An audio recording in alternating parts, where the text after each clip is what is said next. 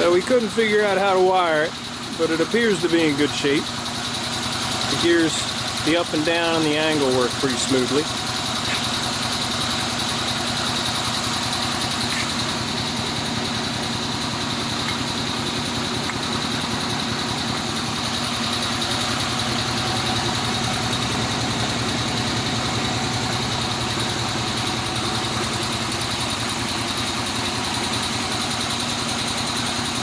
I guess crank it back to 90 and that should be all we can get.